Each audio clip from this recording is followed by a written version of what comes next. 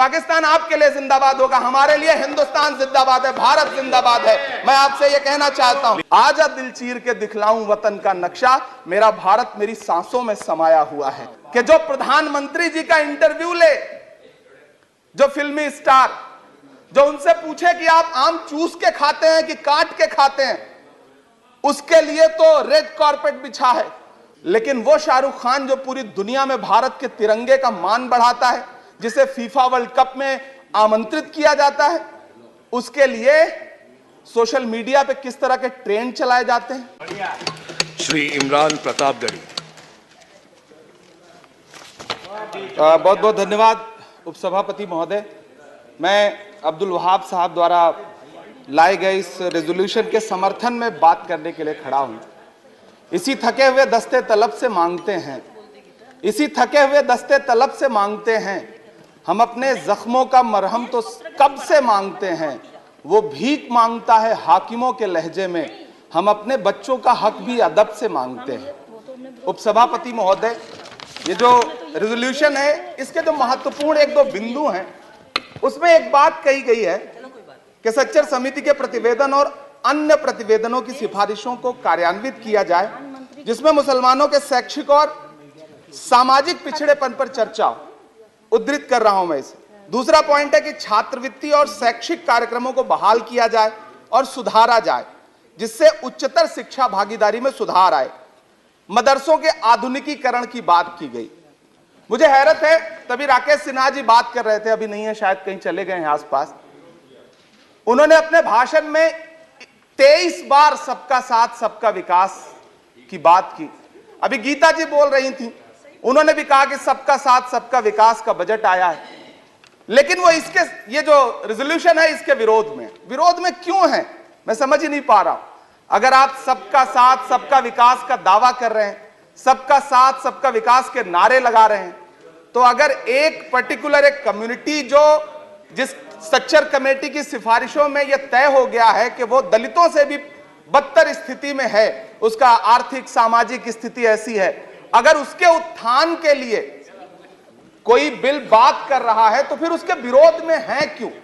दरअसल ये वही मानसिकता है जो लगातार काम कर रही है, जिसके तहत अमृत काल में भी जो बजट पेश किया जाता है, उसमें जो अल्पसंख्यकों का बजट है उसमें 38% की कटौती की जाती है, और फिर कहा जाता है कि हम सबका साथ सबका विकास का दावा कर रहे हैं। ये कौन सा सबका साथ सबका विकास का दावा है? मदरसों के जो शिक्षक हैं, उनका कई साल से उनको वेतन नहीं दिया गया है। हमारे पास उनके फोन आते हैं, कहते हैं कि हमारी बात सदन में उठाइए, हम भूखों मर रहे हैं, हमारे घरों में चूल्हे नहीं जल रहे। हम जब उनकी बात यहां करें तो विरोध, लेकिन बातें क्या हैं?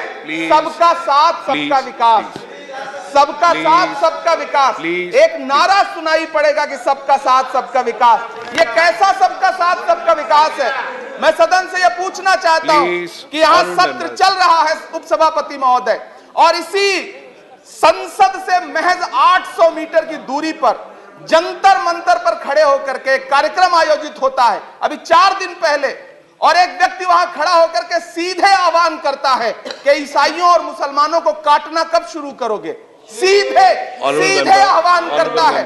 और सभापति उपसभापति महोदय, मैं पूछना चाहता हूं कि दिल्ली पुलिस उस पर कोई कार्रवाई नहीं करती, उल्टा जो मीडिया उसको दिखाने का प्रयास करती है उनको नोटिस भेजा जाता है। ये कौन सा सबका साथ सबका विकास है उपसभापति महोदय? यह हम बहुत गंभीर लोग यहां बैठे, मैं उच्च सदन में बैठा हूं, मैं यहां खड़ा होकर के कहना चाहता हूं, यह कौन सा सबका साथ सबका विकास है? उपसभापति महोदय, इसी दिल्ली में एक सांसद पाए जाते हैं, सत्ताधारी पार्टी के सांसद हैं, वो अपने कार्यक्रमों में सार्वजनिक मंचों पे खड़े होकर कहते हैं कि मुसलमानों का आर्थिक बहिष्कार करो। आप कह रहे हैं सबका साथ सबका विकास। कैसे होगा सबका साथ सबका विकास जब सत्ताधारी पार्टी के सांसद आर्थिक बहिष्कार की अपील करेंगे और उनके खिलाफ एक मामला तक दर्ज नहीं होता? प्रधानमंत्री जी अपने भाषणों में सबका साथ सबका विकास की बात करते हैं, लेकिन अफसोस है कि जब राजनीतिक तौर पर विकास करने की बात आती है तो लोकसभा में एक भी टिकट ये सत्ताधारी दल किसी मुसलमान को नहीं देता, राज्यसभा में एक भी टिकट किसी मुसलमान को नहीं देता, विधानसभा में जो बड़े बड़े प्रदेश हैं उसमें एक भी टिकट मुसलमान को नहीं देता। और वो 3 जो नाम के लोग थे, मुख्तार अब्बास नकवी साहब, एमजे अकबर साहब, सैयद जफर इस्लाम, उनको भी किनारे लगा दिया जाता है। ये कौन सा सबका साथ सबका विकास है? काहे का सबका साथ सबका विकास? ये नारा, ये दावा खोखला है। मैंने प्रधानमंत्री जी के भाषण सुने हैं। जब 3 तलाक पर बिल आ रहा था उपसभापति महोदय, तो प्रधानमंत्री जी कहते थे कि मैं अपने मुस्लिम बहनों को हक दिलाना चाहता हूं, उनके न्याय के लिए लड़ रहा हूं, ये बिल मैं उनके लिए ला रहा हूं। आपने भी सुना होगा वो नारा। मैं तो सभापति महोदय बचपन से जिस विद्यालय का पढ़ा हूं, वहां संस्कृत का एक श्लोक सुना करता था कि यत्र नार्यस्त पूज्यन्ते रमन्ते तत्र देवता। मैं इसे सुना करता था उपसभापति महोदय।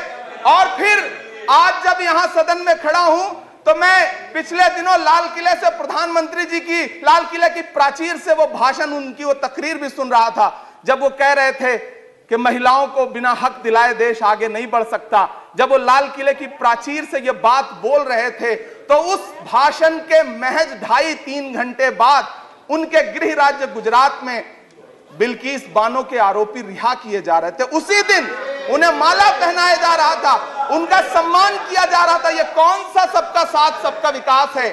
उपसभापति महोदय, मैं तो आपसे कहना चाहता हूं कि जो प्रधानमंत्री जी का इंटरव्यू ले, जो फिल्मी स्टार, जो उनसे पूछे कि आप आम चूस के खाते हैं कि काट के खाते हैं, उसके लिए तो रेड कारपेट बिछा है।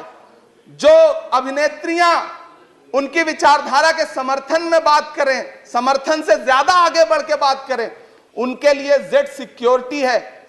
लेकिन वो शाहरुख खान जो पूरी दुनिया में भारत के तिरंगे का मान बढ़ाता है, जिसे फीफा वर्ल्ड कप में आमंत्रित किया जाता है, उसके लिए सोशल मीडिया पे किस तरह के ट्रेंड चलाए जाते हैं? कौन सा सबका साथ सबका विकास है महोदय? मेरा नाम इमरान है। मैं उस पीड़ा को महसूस करता हूं जिस पीड़ा का जिक्र अभी मनोज झा जी कर रहे थे। मैं उस पीड़ा से गुजरता हूं, इसलिए मैं आपसे यहां खड़ा होकर कहता हूं कि हम हर दिन सुनते हैं, कई सारे मंत्री हैं जो ट्रेवल एजेंसी खोल के बैठे हैं, जो कहते हैं कि देशभक्ति हर दिन देशभक्ति साबित करो, चले जाओ वहां चले जाओ।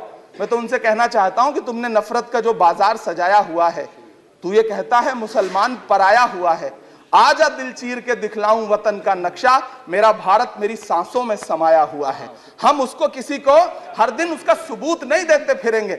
ऐसे में अगर ये बिल मांग करता है कि मुसलमानों के शैक्षिक और उनके सामाजिक, उनके आर्थिक उत्थान के लिए सरकार उस पर ध्यान दे, तो फिर तकलीफ क्या है, दिक्कत क्या है?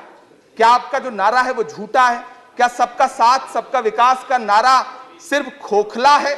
बजट से तो यही जाहिर होता है, आप लगातार घटाते जा रहे हैं बजट, आप लगातार कटौती करते जा रहे हैं। पूरे देश में प्रधानमंत्री जी दावा करते थे सबका साथ सबका विकास के नारे के साथ कि 2022 में हर व्यक्ति के छत पर, घर पर, सर पर छत होगी। यह प्रधानमंत्री जी का उद्धृत किया गया बयान है। लेकिन मैं तो आपसे यह कहना चाहता हूं, आप असम उठा के देख लीजिए, आप मध्य प्रदेश उठा के देख लीजिए, आप उत्तर प्रदेश उठा के देख लीजिए, एक दैत्याकार बुलडोजर है जो चारों तरफ घूम रहा है, और जिनके सरों पर छत है भी, उन छतों को भी छीन लेना चाहता है। लेकिन क्या प्रधानमंत्री जी इसे देखते नहीं है? क्या भारतीय जनता पार्टी सरकार के जिम्मेदार नेता इसे देखते नहीं है कि वो बुलडोजर सिर्फ लोगों का घर नहीं कुचल रहा है, संविधान को कुचल रहा है, लोकतंत्र को कुचल रहा है। गुवाहाटी हाईकोर्ट की वो का स्टेटमेंट सुनिए आप, पटना के एक जज साहब का स्टेटमेंट सुनिए आप, फिर अदालतों का क्या काम रह जाता है? ऐसे में सबका साथ सबका विकास कैसे माना जाए? उपसभापति महोदय, मैं तो आपसे ये कहना चाहता हूं कि पूरी दुनिया में कहीं भी जब कोई अल्पसंख्यक सफल होता है, किसी उच्च पद पर पहुंचता है, तो हम सारे लोग, हमारे तमाम साथी खुश होते हैं। ऋषि सुनक जब प्रधानमंत्री बनते हैं तो भारत में जश्न मनाया जाता है, मुझे खुशी होती है। आप दुनिया के किसी दूसरे देश में अल्पसंख्यक अगर सफल होता है तो आप खुश होते हैं, मिठाइयां बांटते हैं। लेकिन अपने देश में अल्पसंख्यकों के खिलाफ किस किस तरह के नारे इसी दिल्ली और उसके इर्द गिर्द लगाए जाते हैं, क्या वो हम नहीं सुनते हैं?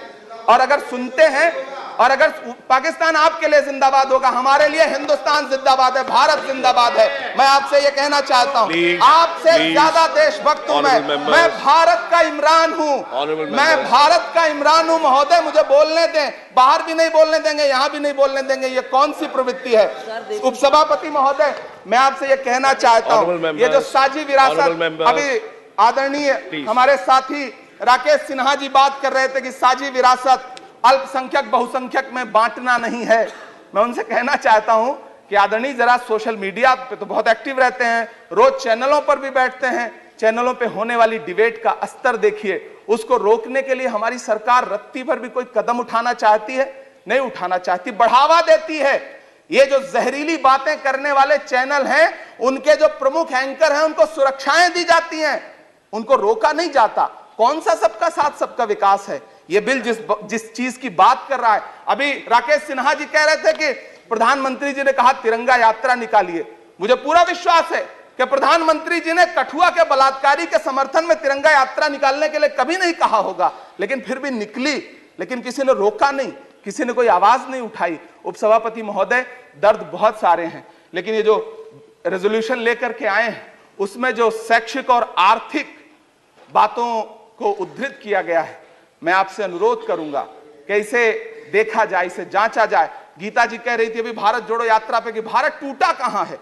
भारत टूटा नहीं है, भारत को कोई तोड़ भी नहीं पाएगा। भारत को तोड़ने का सपना देखने वालों को हमारी आदरणीय इंदिरा गांधी जी ने 2 टुकड़ों में तोड़ दिया था, बांट दिया था। भारत को कोई तोड़ नहीं पाएगा, लेकिन भारत देश में आर्थिक तौर पर, सामाजिक तौर पर जो बंटवारा करने की साजिश मौजूदा सरकार और सरकार के आनुषंगिक संगठन कर रहे हैं, जो आनुषंगिक संगठन कर रहे हैं, उनको रोकने के लिए सरकार क्या कर रही है?